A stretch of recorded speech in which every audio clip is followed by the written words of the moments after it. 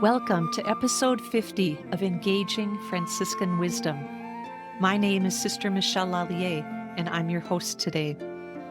I'm delighted to introduce our guest, Nnedi Anoskie-Ogunu, for a conversation about culture and Franciscan spirituality.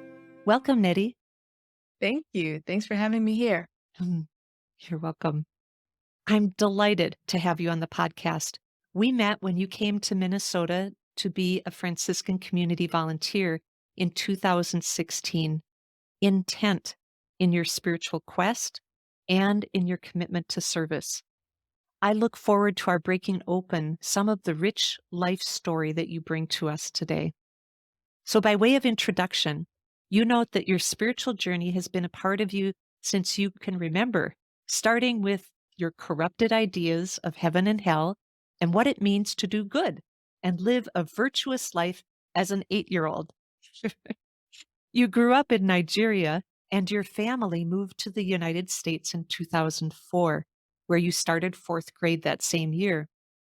You speak about the cultural shock at that time, with the rest then of your childhood spent in Texas, which you also call home now. Another base of your life today is when you went to Notre Dame for undergrad and studied political science, peace studies, and theology, quite a combination. And today you use all three of these areas in your work at Faith in Public Life, which is a faith-based social justice organization that's particularly concerned about ensuring that every person is treated with the dignity and respect that we all deserve, and that everyone has access to the resources we need to thrive. I love that word, thriving.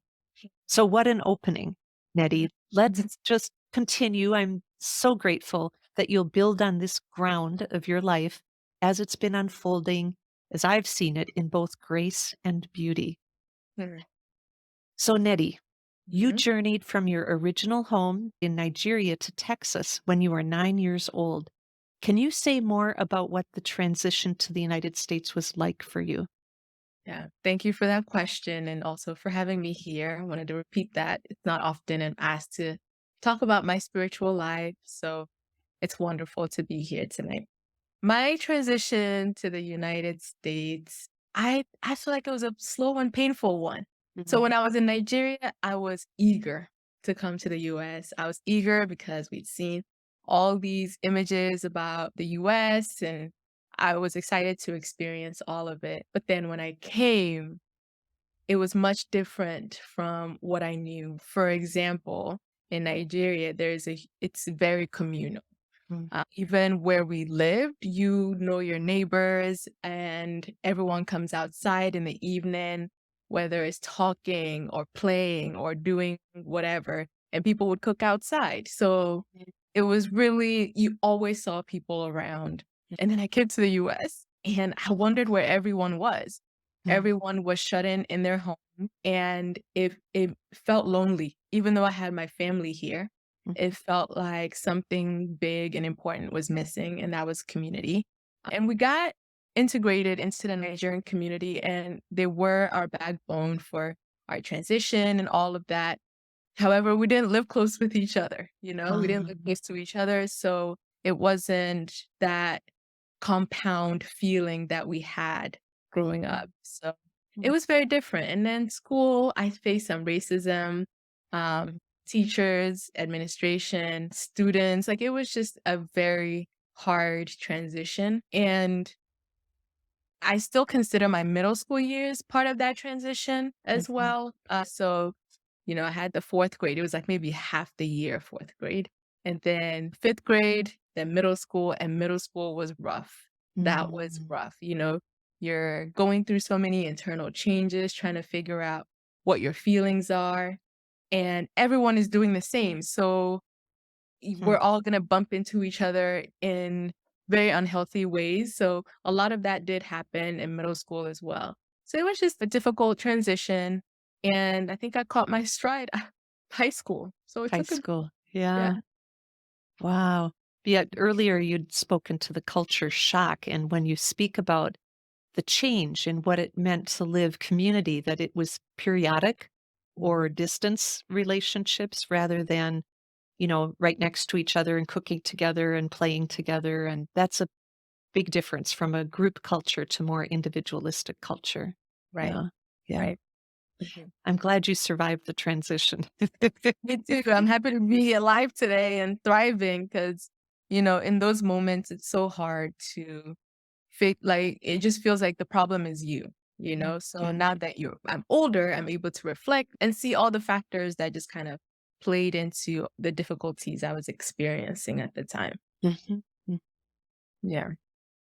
Thank God, right, that we can grow and mature in ways that we can make sense. Because I'm guessing some people really thought you were the problem, Right, right. and that's their own stuff, but you experienced the consequence of it as a Right, child. Yeah. right. And yes, thank God for grace, for God's grace, and also for giving us the ability to extend grace as well, because I can extend grace to myself now and to all. I'm still working on extending grace to all the people who who made it difficult. I'm just kidding. Mhm. Yeah, I don't really hold anything against anyone, but I think, yeah, it's just growing up, grace, all of those things. Yeah, yeah. Mm, beautiful. Well, as I mentioned in the introduction, we met when you came to Minnesota to serve as a Franciscan community volunteer. The program was rooted in three pillars: intentional community, meaningful service, and Franciscan spirituality. So I'm wondering what has stayed with you from that year? Uh, it's gotta be community. I think for me, I've just always been drawn to community where I feel welcomed. Of course, when I was growing up in Nigeria, that was not a community that I chose. I was born into, I was just part of it, right? And Right. as an adult, you're able to choose where you belong or where you find belonging. Mhm, And I've been able to do that. And making it part of a spiritual practice was not something that occurred to me until I came to you all in mhm, Minnesota. And the intentionality behind even our gatherings mhm, was something that has stayed with me. And those gatherings is what built our community, right? And some of those people, some of the volunteers, I don't talk to them anymore, unfortunately. But I know if I saw them today, it would be like no love has been lost. And so that's the spirit I try to take with me beyond that moment with you all. And with my friendships, I noticed I started moving a little bit differently with my friends, trying to be a lot more intentional about what they care about, what I care about, and how I want to show up for them. So it's been a learning experience I've been able to apply in so many different things, even in finding a job. It's mhm, very important for me to feel a sense of community with the people that I work with, mhm, because the line of work that I'm interested in doing cannot be done without community. And I'm very much into social justice. And I think that none of us can survive, can thrive without having belonging anywhere. mhm, And part of the work that I do through Faith in Public Life is to create spaces and make sure that everyone feels a sense of belonging and not excluded because of anything about, things that are out of their control, their skin color, mhm, how they pray, things like that. Everyone has the sacred right to belong to another if they mhm, choose to. And I mhm, think most people would want to because we're social creatures. mhm, And the ones who aren't able to want that, you know, it could be because of past trauma, but those are things that we have to be, or I try to be mindful of when I'm in community with other people too, that, someone may be showing up a certain way in my community, mhm, but there are stories there that I may not know. mhm, And it's up to us to continue to create safe communities, safe, intentional communities where they can bring their full selves. So yeah, mhm, I think that's been the biggest blessing and also something I feel has been a natural inclination for me mhm. ever since I was young.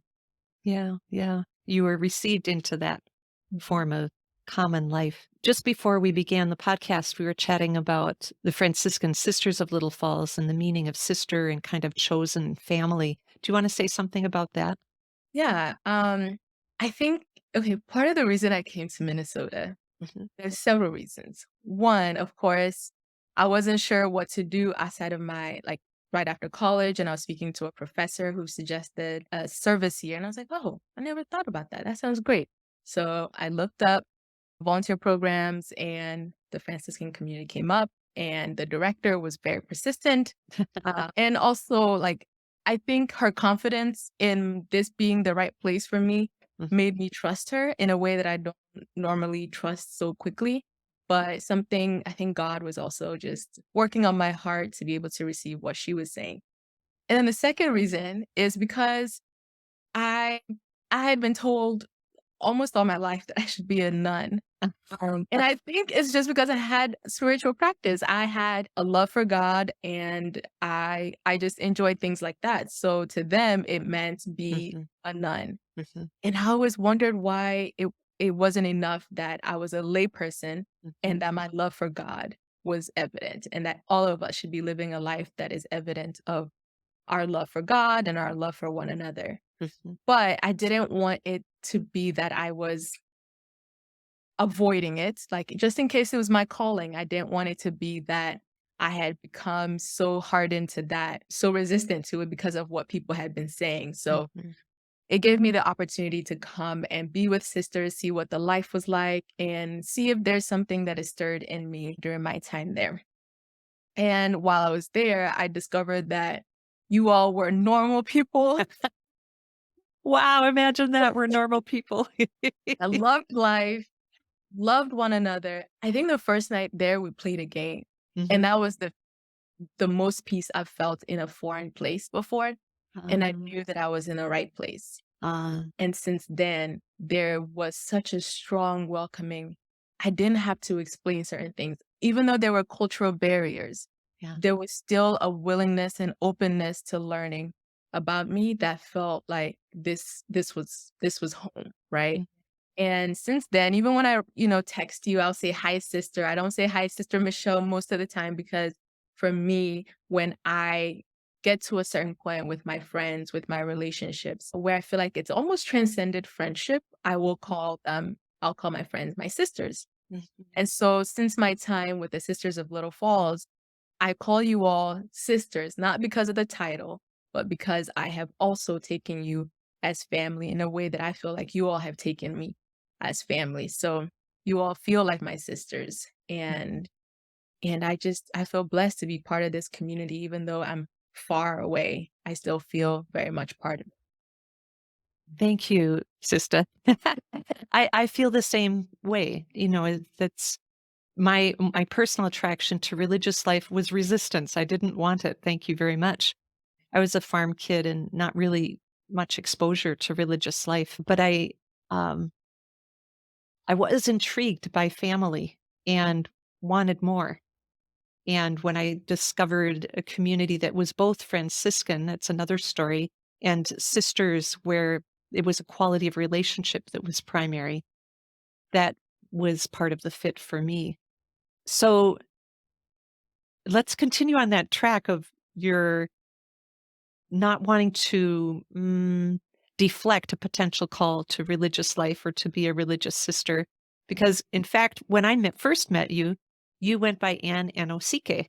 And in the past year or so, you began using your Igbo name, your first name, Nnedima, Mhm. or Nnedi for short. Then more recently, like a couple months ago, right? You married Emmanuel, and now you have your married surname, Anoskie-Ogunu. Mhm. What do these names mean, or what do these changes signify for you? Yes. Names are very, very important to me because mine has been part of my journey. Mm. Um, and it's reflected like different stages of my life, as you've Mhm. shared. So when I was in Nigeria, I went by Nnedi. I knew myself as Nnedi. I knew myself as Nedima. That was who I was, right? And then when we came to the United States, my parents really wanted me to assimilate. Mhm. and they didn't want me to have a name that would other me further. And I started going by my middle name. So Nedima is my first name. Annunciata is my middle name, Mm. and it's shortened to Anne, right? And it always felt like Anne was just I had to get to know Anne. And Anne was very, very uncomfortable in her skin, and she was uncomfortable in the spaces that she was in. So those early years when I moved to the United States as Anne did not feel like me, didn't feel like the Nnedi I knew from I've always known, right? So I built up Anne and I tried to merge both people. And it wasn't until maybe last year actually it wasn't last year. It's been years in the making of me Mm. contemplating wanting to change back to Nedima. And part of the difficulty with that was that everyone already knew me as Anne, so I didn't know how I was going to make that transition. Yeah. And I always thought, okay, maybe when I move to a new school, I'll call myself Nnedi, then everyone will catch on there. I went to college and I didn't find the courage to do it. So I continued to go by Anne. And most of my closest friends now, they had to adjust to the name change after I did it. Mhm. So last year, it was enough. I was like, I truly have shed this skin that Anne was so uncomfortable in, Mhm. and I'd like for Nedima to come back. So reintroduced myself. I reintroduced myself in the workspace, which I had just recently started. So they all knew me as Anne as well. But I was just like, guys, I'm no longer Anne. Call me Nedima or Nnedi. And they were so accepting, and the change was almost immediate with them. There were, of course, some slip ups here and there, and I never get upset about those, but they pretty much got it very quickly. For people who have known me as Anne, it was a little bit harder. And I think that transition is still happening today. So right now I'm getting to know Nedima as an adult, as a woman who has really, really come into her own, and also now as a married person, right? So Emmanuel and I, before we got married, we knew that what we wanted to do was combine our last names so that we can both have the same last name. So his name is also Anoskie-Ogunu. And part of the reason we did that was because it's important that we recognize I had an identity before this, and the societal expectation that I change my identity did not have to apply to me. It didn't have to apply to our relationship. And thankfully, he is someone who didn't want to subsume me. He wanted us to become one and to create something new and to create something that was us. And so we decided to go with Anosike-Ogunu. Now, this also came at a sacrifice for him because his name is Bello Ogunu. So he had Mhm. to drop the Bello. But he was so happy to do it. And I was more nervous. I thought his parents would be unhappy with that decision. And so I was very, very nervous about it. I don't know if it's registered to them. It was announced at the wedding. But people, I don't think that the older generation are clocking that they're saying Dr. and Mrs.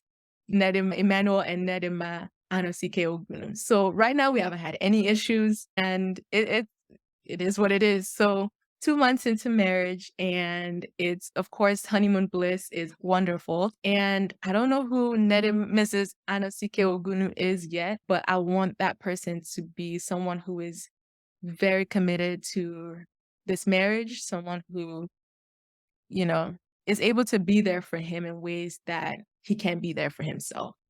I want him to be able to rely on me, and I also want to still be me in this Mhm. marriage. So that's a pretty long journey, and I think that's why it's so important to me to really call people what they want to be called, and to because that's what I would want. I want people to call me what I want to be called, and to try and say it the way that they say it, because sometimes it loses its meaning when it's said differently. Yeah. So, yeah, a journey. And on that note, that's such a beautiful narration, a story of an unfolding sense of self. And some time ago, you did tell me Nedima and its meaning. Mhm. Could you share the meaning with us? Yes. So funny enough, both names refer to the same thing. So Nedima means mother is good or motherhood is good. And then Annunciata is it comes from the Annunciation, right? Of Mary giving birth to Jesus. And so the name Nedima, my parents, when they named me that, wasn't just, to refer to mothers in general or to refer to my mother or my grandmother, but to also refer to Mother Mary as the, I guess, the example for motherhood and why motherhood is good because of that example. Yeah, so both names refer to the same thing, but they have different feelings for me. Yep. Ah, beautiful. Beautiful. Thank you. So I'm remembering it's a little shift that while you were at the volunteer year, we went to a conference on mentoring peacemaking as Franciscans with a sister whose name was Nancy Schreck. You shared about the impact at that conference of your grandmother, Josephine, in your life, that she was known as a mother of the motherless. That's my memory in Nigeria. Can you tell us something about her and what she's taught you about life? You know, I have been reflecting a lot lately, and I realized that I didn't get enough time with her in the same way that my older siblings did. Yeah. So, of course, if leaving her at 8, 9, it meant all those like many, many years of not seeing her. It was just phone conversations. But what I remember about her is that she felt like coming home every time I visited her or she Mhm. came to us. And every Christmas was in her home. So we would go to the village and she would move heaven and earth to make sure that we were well taken care of and that nobody was, messing with us. And she was a tiny little thing, but she was a powerhouse. People respected her because while she was very, very strong, she was also very, very generous and kind. Mm, And that generosity was not just reserved for strangers because it's almost easier to be kind to strangers. mm, She extended that kindness to her family, her brothers and sisters. Till the day she died, she would make food and take it to her brother who mm. couldn't walk or go anywhere. So she would cook and take it to him. She was in her 90s, but she was doing this. And he wasn't always the most pleasant, but it didn't bother her. Mhm, It was her brother and she would check on him all the time, regardless of how she was feeling physically. And, a kid could come into our home not wearing anything, and mm, my grandmother would give him a bath, feed them, and send them back home. mm. So that's the kind of person that she was. And she was not someone to be messed with because she'll put you in your place very quickly. Something about really small people inspires fear sometimes. And yeah, she earned her respect and she earned the fear too. And she's just such a great example of what it means to just fumble into greatness because she was a flawed human being, but she was still very much committed to being a great person. And it came through. And she inspires me. And, people told me all the time growing up that I looked like her. And I have a picture that we can include. And, as an older person now, I can see that. And I think it's such an honor. And I have a little place, a little altar for her just to remember her goodness and her love and to take that with me. Mm, mm. I'm just savoring the ways you described her of being strong and generous and kind. And I guess I was hearing in what you were saying, there was a certain kind of gentle strength to her. Mhm. And I experienced that in yourself, in you. Mhm. The strength of your character has been forged across continents and generations. And yet there is a kindness and, as you noted earlier, an inclusiveness about you that is spacious and welcoming. Thank you. And I just remembered that the stories you shared about your grandma, Josephine, being so impactful in your life. So even through the phone line and Mm. through the generational inheritance that you have and that we all have in our families, it has been passed on to you. Amen. Thank What a you. beautiful thing. So Very thank you. That's that grace, right? That's that grace. Amen. Oh, so you speak of your values as being aligned. You've told me being aligned with Franciscan spirituality. Are there any stories or examples or particular values that stand out to you? Mhm. I think care for creation. Mhm. It was the one that stood out to me, one of the ones that stood out to me while I was there. And it was a growing edge for me, you know, the composting, the recycling, and also the acknowledgement of the land we were on. That was not something I'd been used to. And getting to visit a farm a couple of times gave me another appreciation for Mother Earth.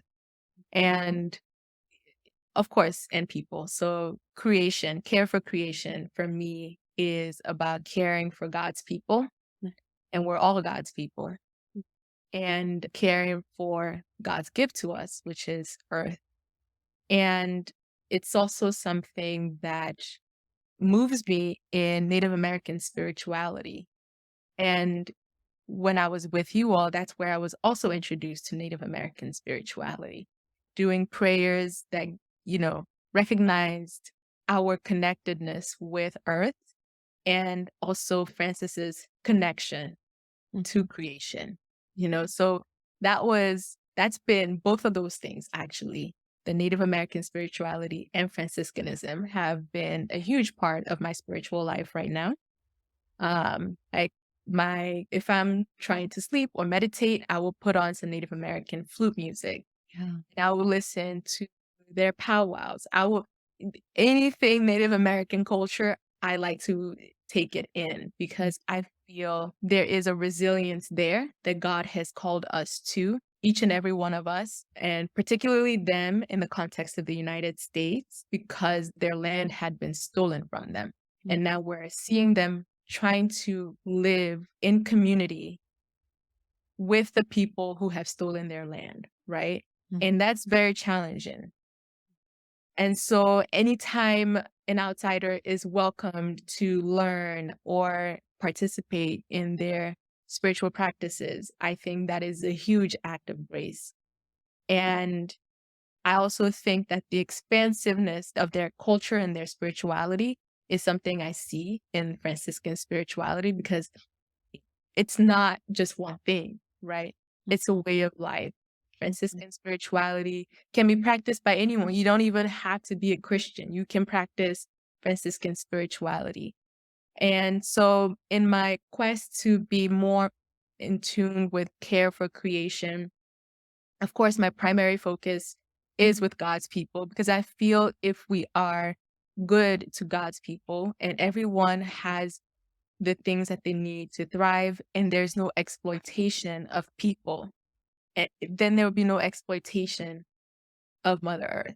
Because I feel like once we started exploiting people and their labor and their ability to produce, it made it so much easier to do the same thing Yeah. to Earth, right? Yeah. Yeah. And so I see there being a change in the way we treat the trees, the animals, the land, when we treat people well. And I've noticed that in people, like just generally, like people who treat other people well tend to also treat earth well. So, that's just something that I try to take with me in my work. So when I'm pursuing social justice, this is why I do that because I know the struggles that I have and the people who have fought to bring me this far. I'm eternally grateful for them. And now it's my turn to pick up that fight, right? And to make sure that the folks who come after me and the folks that are here with me today are taken care of so that that goodness extends to every part of creation. Mhm. Mhm. I appreciate the universality, if that's the connectedness of all. And I've heard Saint Francis referred to as like a universal saint, regardless of one's point of view or religious tradition or not. There's something very human about who he is, fully human, and yet also fully connected with God, with the more, with the mystery. Right. And what is in between is, I don't know, we might call it the body of Christ in St. John's Gospel is very universal. All was created through Jesus, the Word. So there's a lot to ponder and consider, and even an honoring of your observations that how we treat other people may be an indicator of how we would treat God's gift of creation and vice versa, and how you bring that intentionality into your work as well. Yeah. Yeah, And I thank you. think yeah, and I think sometimes people will recognize what is so wrong with us Mm, as a species and how we're treating things, and it becomes so overwhelming that they want to remove themselves from right. that. They will become isolated and, just Mhm, to protect themselves. And while I really empathize with that because some days it's hard to see the light at the end of the tunnel. mm, But the thing about Franciscan spirituality is it invites you into the mess mm, and doesn't just leave you to figure it out, right? It doesn't leave you to struggle alone. It allows you to do it with community that can strengthen you, that can support you, that can love you. And so while that desire to run can be strong sometimes, that invitation is always there to mhm, come back and to join the rest of us mhm. in building the future that we all want. Well, some of us want. Well, and I have a hunch it goes both ways, that the love, the support, the care, but sometimes the nudges to grow into who we can be Right. or to attend to what is ours to do, even though, isn't there anyone else who can do it? And that there's something in community that calls us to be our best selves, not just settling for less. And we see it, I don't know, it certainly was true when I was living here with the volunteers at Welcoming House, but we see it in the example of one another. You saw it in your grandma, Josephine. I'm guessing you see it with your coworkers, certainly with Emmanuel, that persons who live lives of integrity Mhm. call us more fully into our own integrity. Yes. And there's something very beautiful about that. Yeah. In the Bible, they refer to it as iron sharpens iron. Yeah. And I think that that is what community is. Mhm. You Mhm. sharpen each other to become your fullest selves. And when we do that, I think part of the hardship that we're facing is that we're not living into who God has called us to be. Right. We don't have an interior life that allows us to explore what it is we're meant to do in a safe space Mhm. and live into it without holding back. I think that's the hardest part, without holding back. Mhm. Sometimes like, am I doing too much? And as long as you're doing what God has called you to do, you're not doing too much. You're doing the right thing if it's about right or wrong. It's not about that. So for lack of a better word, you're doing the right thing. Mhm. Mhm. Yeah. Yeah. And that's more fully understood, as you said earlier, in community, because we can try to figure these things out ourselves, but I don't know. It seems God tends to work through one another Right. as well as prayer, and that it's the both and to kind of test and see and probe and experiment and learn, reflect and learn. Yeah. Yeah. This being human is quite the adventure, isn't it? Quite the messy adventure. The messy adventure. Amen. Yes. So, Nnedi, one last question. You have been on a spiritual quest for a long time, from that little 8-year-old that's articulating heaven and hell Mhm. to today. And your spiritual journey has looked differently at different times of your life. So, can I ask, what is it that feeds your soul at this time? Hmm. I think what is feeding my soul at this time is getting in touch with Nnedi as an emotional person. Mm, I think I've struggled with that in the past, being able to express the full range of my emotions without holding myself back. And I think that started as a young child, that like holding back, wanting to appear more mature by not crying when you're upset or not being upset. I got to a point where I was almost avoiding mm, being upset. And, now as an adult, I see how that has almost stunted me emotionally. And so part of my spiritual practice now is to get in touch with that part of myself, you know? And what that looks like is journaling, talking to God through journaling and being in therapy. Mhm, mhm. Those have been uh, key things that is allowing me to practice or to welcome God into my life and recognize that my emotions are also gifts from God Mhm. and not see them as a burden. So being able to work through that in therapy and to talk with Emmanuel, reflecting out loud has been very important to my current experiences of spirituality. And I'm also just kind of exploring different types of, well, I've gone back and forth about going back to school Yeah. and getting my MDiv. And I don't know right now if the desire to go back was because I was lacking what I thought was a spiritual life Mhm. and wanting to go to school to kind of reignite it, Mm. you know? And I realize now that that may not actually bring forth what I'm looking for. School may not be what revitalizes that fire. And not, don't get me wrong, I still love God, but I feel like my spiritual life has been muted a little bit. And so I'm trying to like revive it. And part of that is getting in touch with my feelings and surrendering and to practice surrendering it to God. Mhm. And I'm hoping that that allows us to reconnect again. I believe that God is with me always, but there are also times where I feel disconnected. And I think it can happen in any relationship, Yeah. right? Yep. You can see someone every single day and feel disconnected from them. And so that's how I'm feeling right now. So part of my spiritual journey is to get in touch with myself and in doing so, get in touch with God.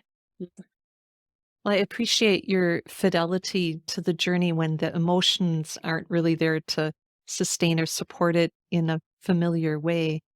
And I Mhm. also am hearing in the paralleling of exploring a fuller range of emotional life together with if we do monitor or blockade or somehow modify the full range, then we can't live. Say we're afraid of being angry or sad or disappointed, then we're not really able to express the joy Right. and the fullness of gratitude and goodness either, because it's either functioning as a whole or it's not.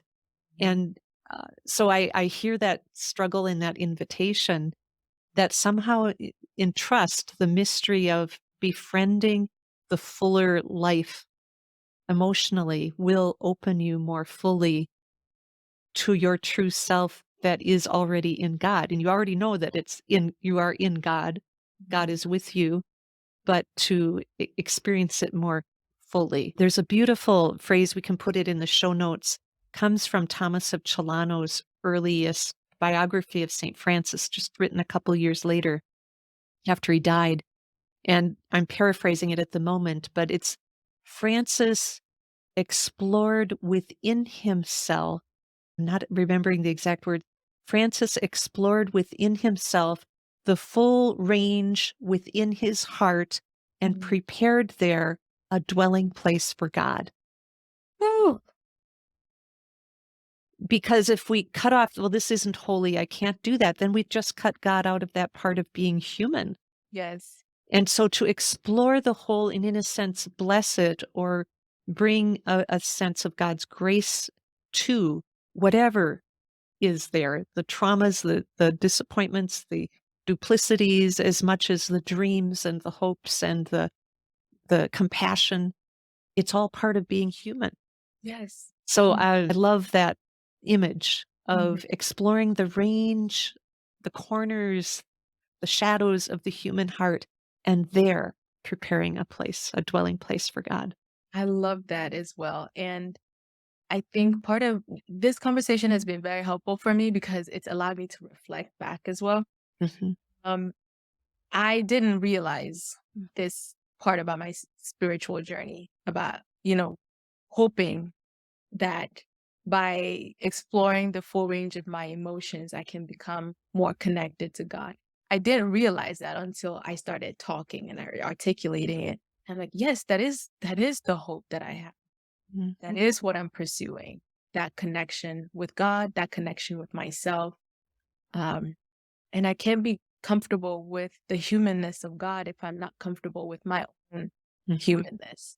Mhm. So this has been therapy of sort, like being able to voice what is sitting in here Yeah, and what's sitting in here. Some things are even maybe a little bit hidden to you mm, until you say them out loud. that's And right. Mhm. yeah, I Mhm.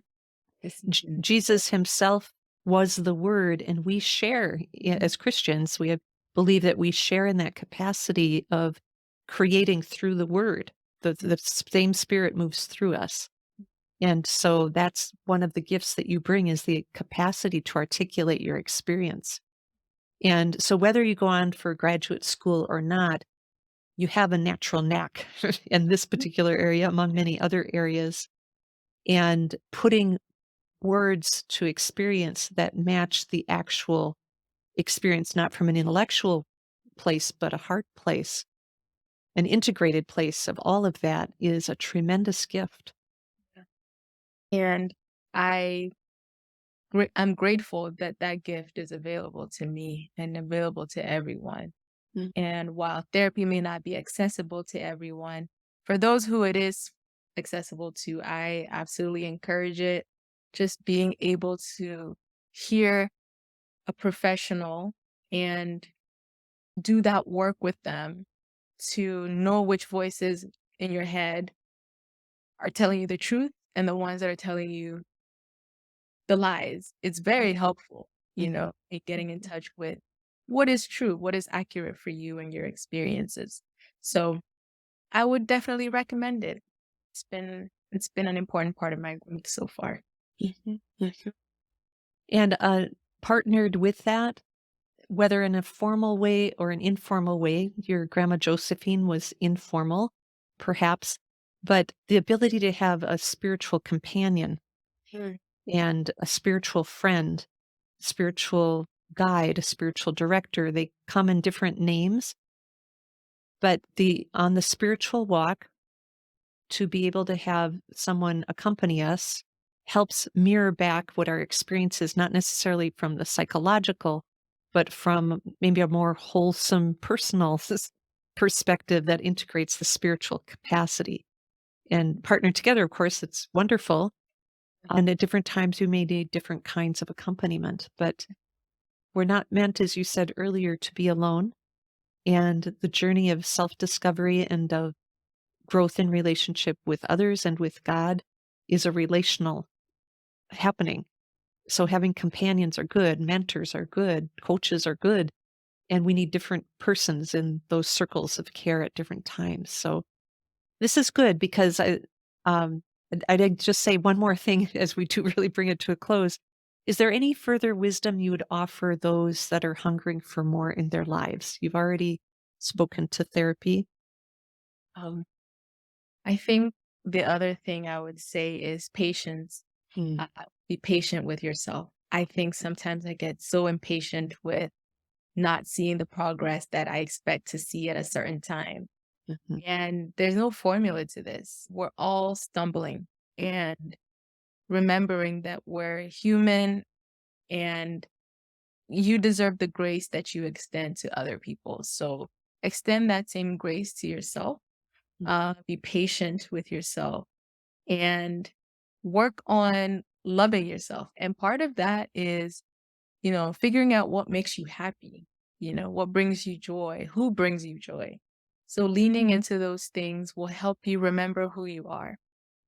And those things are all around us. mm, Being able to reconnect with the things that move you mm, mm, will make you remember, yes, I've always liked this. I liked this when I was a young child. This reminds me of this moment. And you feel more solid in yourself. And I'm just speaking from my experience that when I am patient with myself, when I recognize that there are things I can do to remind myself who I am.